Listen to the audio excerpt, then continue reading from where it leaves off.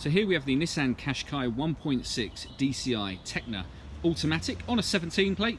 I'm going to start off by showing you around the outside of the car, and then we'll hop in and I'll run through a few controls on the inside. But as you'll see on the outside, it's a 5-door car with alloy wheels and tinted windows. Let's start off inside the boot and then we can work our way around the rest of the car from there.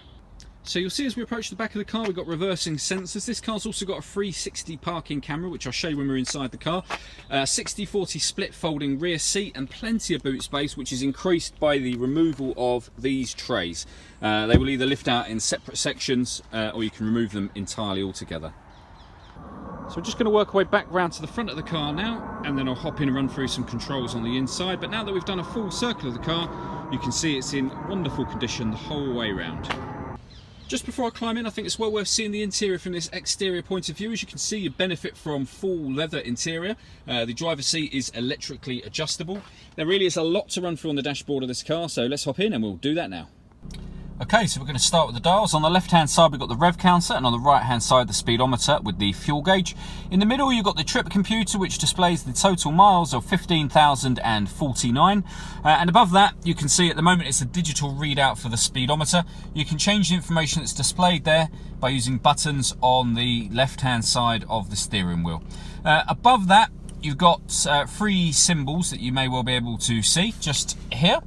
They are for lane departure warning system, for collision warning system, and lane departure warning system. There is a video on our Facebook page for both blind spot monitoring and lane departure warning system. It's well worth checking those videos out. If we back out to the steering wheel, on the left hand side we've got stereo controls, and on the right hand side we've got cruise control with speed limiter. Over in the centre here is the main touchscreen. So this is where we can set up our phone and those sorts of things. So at the moment you can see that we've got DAB radio being displayed. This car also has FM and AM radio available as well. You can then stream music wirelessly via Bluetooth audio once you pair a phone up.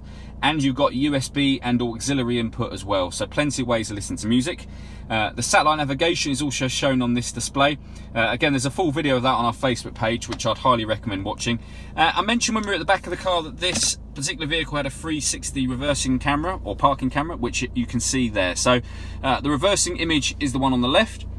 This one is a bird's eye view of where the car is parked right now, so you really do get an all-round view of the car.